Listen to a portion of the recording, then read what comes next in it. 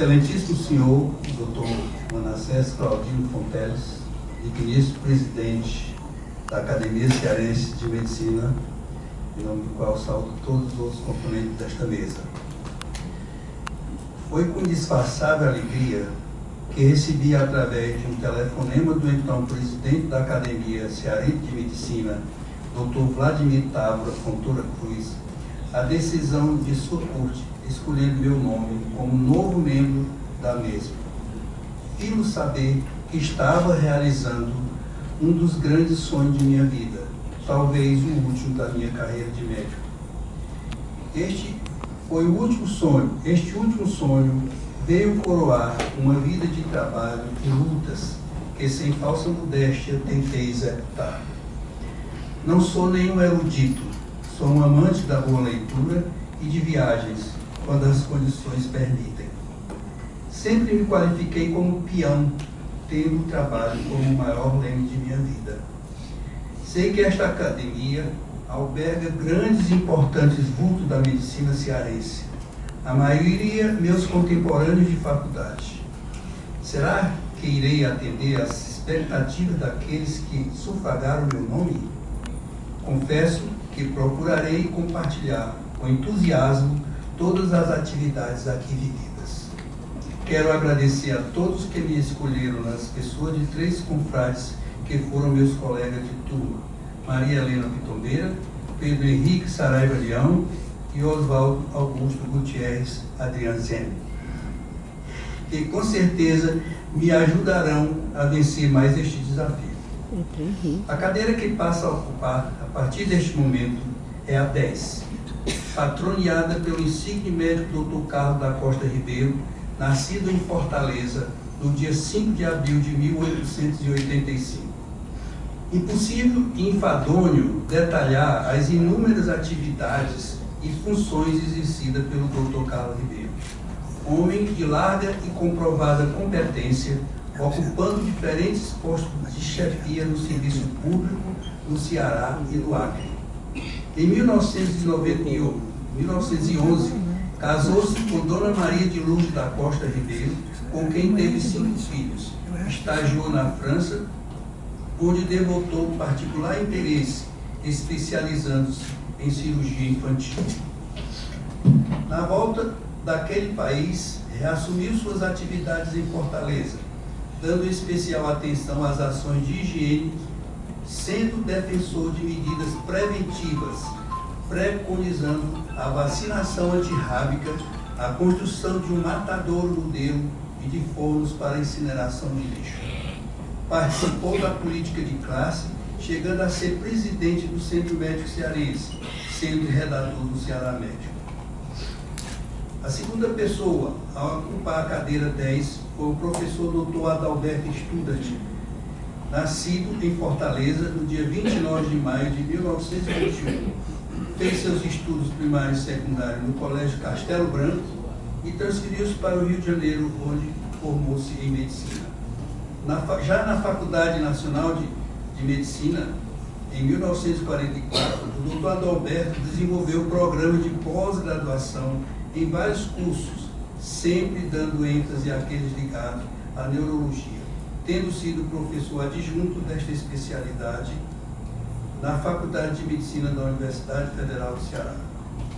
Na vacância do Dr. Adalberto, a cadeira 10 passou a ser ocupada pelo professor Dr. Aprígio Mendes Filho, meu colega na turma de 1963 da Faculdade de Medicina da Universidade Federal do Ceará. Nascido aos 17 de agosto de 1934 em Acaraú, teve a educação confiada a um tio, devido à morte prematura do pai. Terminado o curso primário, ainda sob orientação do tio, veio para Fortaleza, onde logo teve necessidade de trabalhar, ainda adolescente, para fazer face às despesas de sua educação e manutenção. Com a ajuda de parentes, conseguiu emprego no serviço de identificação, continuando seus estudos no Liceu do Ceará, terminando os cursos secundários e científicos. Aprígio fez o vestibular para a medicina em 1958, logrando êxito e colando grau em 63. Desde cedo, na faculdade, mostrou seu interesse para a histologia, tendo sido monitor da cadeira, auxiliando ativamente no ensino da matéria. Terminado o curso médico, foi nomeado instrutor de ensino, seguindo para São Paulo, onde se especializou nos anos de 64 e 65. De volta ao Ceará, assumiu por concurso o cargo de professor adjunto da cadeira. Exerceu sua função com grande dedicação e disciplina, exigindo do alunado reciprocidade de ações. Foi um dos pilares da Universidade Federal do Ceará, onde exerceu importantes cargos administrativos como chefe de departamento, tendo papel fundamental na criação dos cursos de medicina nos campos avançados da UFC em Barbalha e Sobral. Na esfera pessoal, foi uma pessoa ativa, de sorriso fácil e que sempre primava por estar ao lado de seus amigos e familiares. Faleceu em 10 de janeiro de 2016, deixando saudosas sua amada esposa Solange e as filhas Márcia, Sandra e Cristiane. Minhas senhoras e meus senhores, gostaria de relembrar fatos de minha vida que com certeza contribuíram para o meu futuro. Oriundo de uma cidade do interior, Camusim, sou o 9º filho de uma prole de 14 de uma família típica interiorana. Sempre questionei o porquê de ter escolhido a carreira de médico. Meu pai era comerciante e meu meio ambiente nada tinha a ver com medicina. Recordo-me, entretanto, de minha curiosidade com tudo que era relacionado às doenças dos habitantes da cidade, e foi assim que fiquei sabendo o que era uma hernia estrangulada e antraz. Participei ativamente da chegada da penicilina, que era enviada diariamente de Fortaleza em recipientes com gelo para tratar uma paciente com infecção grave. Era um acontecimento importantíssimo na cidade. Nunca esqueci da incisão mentopubiana executada pelo médico da cidade quando realizava uma necrópsia na cadeia pública. Eu estava escondido assistindo essa necrópsia. Tal visão só foi repetida na faculdade em uma aula de anatomia patológica anos depois. Meu pai era um homem que tinha grande conhecimento do mundo, devido à sua convivência com os comandantes de navios que aportavam em Camusim, naquela época, o porto mais importante do estado. Eu estava sempre presente e sonhava com as histórias de além-mar. Assim é que me via colando grau na Universidade de Coimbra. Me encantava com as histórias da recepção aos calouros e principalmente a festa de formatura com um tapete verde formado pelas becas dos formandos.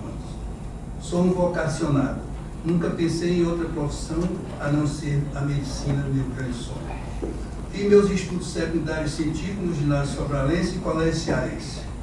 Aprovado no exame de vestibular em 58, enfrentamos um ano conturbado por greves intermináveis e ainda pertencíamos à segunda turma que seguia a grande reforma do ensino médico visando o internato do 6º ano.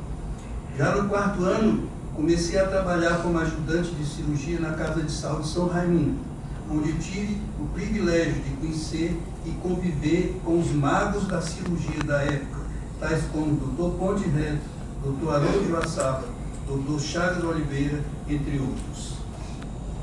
Na Casa de Saúde César Calles, convivi com o Dr. José Carlos Ribeiro, Dr. Galva Araújo, Dr. Laerte Colares, que me orientaram na escolha de minha primeira especialidade. Após finalizar a residência de obstetrícia na maternidade Dr. João Moreira, fui para Quixeramobim, a convite do Dr. Ponte Neto, onde fundamos o Hospital Regional de Quixeramobim e a Clínica Álvaro Fernandes. Lá, exerci como coringa a profissão, sendo um misto de obstetra, cirurgião, anestesista, radiologista, urologista e transfusionista. A política com P pequeno me afastou daquela cidade. Após 2 anos de atividade, de volta a Fortaleza, participei da fundação do HGF, na equipe de obstetrícia chefeada pelo Dr. Chagas Oliveira. Passei então a dedicar-me à clínica privada. Em 1972, sob o comando do Dr. Laerte de Paula Colares, fiz parte da equipe que criou o ProSan, o que veio aumentar minha proximidade com a hemoterapia. Na década de 70, o professor Pierre Casal, de Montpellier, França, a convite do governo brasileiro, fez um relatório retratando a precária situação da hemoterapia brasileira, surgindo daí a criação de um programa de sangue para o Brasil. Por iniciativa do então secretário de Saúde, Dr. Lúcio Alcântara, fui convidado a fazer uma especialização na França. Em virtude de uma perseguição política da ditadura, tive que abdicar do meu emprego de médico no INAMS para poder concretizar mais este desafio. Aqui tem um detalhe: eu fui para Montpellier aproveitando umas férias e tinha dado entrada para um pedido de licença por 2 anos, sem receber nada, e foi negado. Aí a Thelma me ligou, naquela época era telefone, dizendo que eu tinha que voltar para assumir meu emprego. Eu disse: olha, amanhã eu vou mandar 2 folhas em branco assinadas e você peça minha demissão. Pode ser que você erre na primeira e acerte na segunda. De volta ao Brasil, juntamente com os colegas Humberto Rebouça, Francisco Tavares Teixeira e Galba Coelho, fundamos o primeiro serviço de ultrassonografia particular na cidade, chamava-se Secogi. Pouco tempo depois, iniciei minhas atividades de hemoterapia no Futuro Hemose, mudança definitiva de minha especialidade. Ali, acompanhado de uma equipe de primeira grandeza, chefiada pelo Dr. Murilo Martins, doutora Helena Tombeira, doutora Vânia Ferreira Gomes, doutora Luciana Carlos, entre outros, criamos um serviço que colocava-se no 5º ou 6º lugar no ranking nacional dos hemocentros.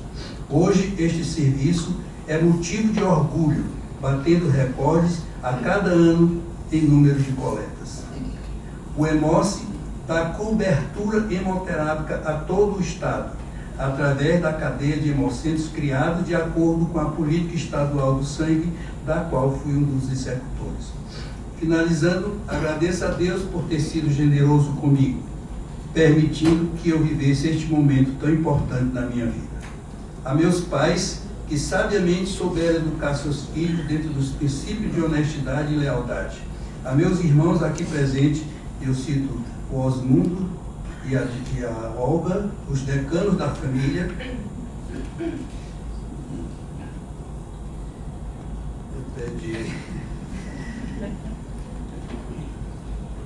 Que participaram e ajudaram a vencer minhas lutas.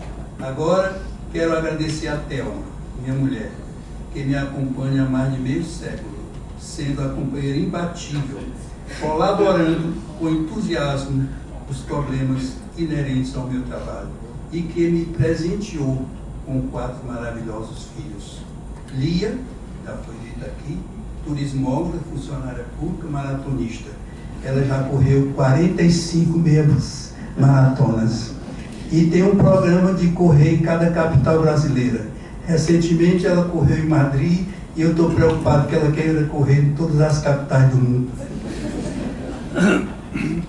O Ormando Júnior, médico oncologista, competente, humano e profissional. Márcia, pedagoga, é meu braço direito na minha nova atividade empresarial.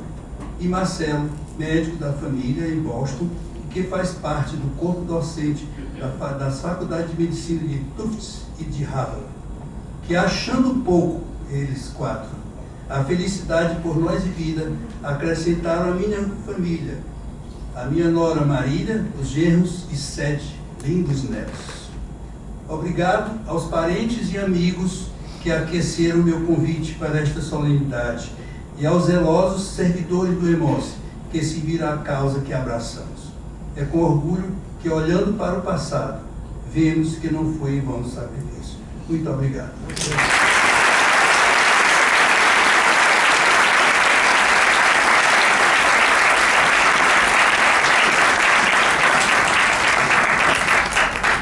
depois de termos nos deleitado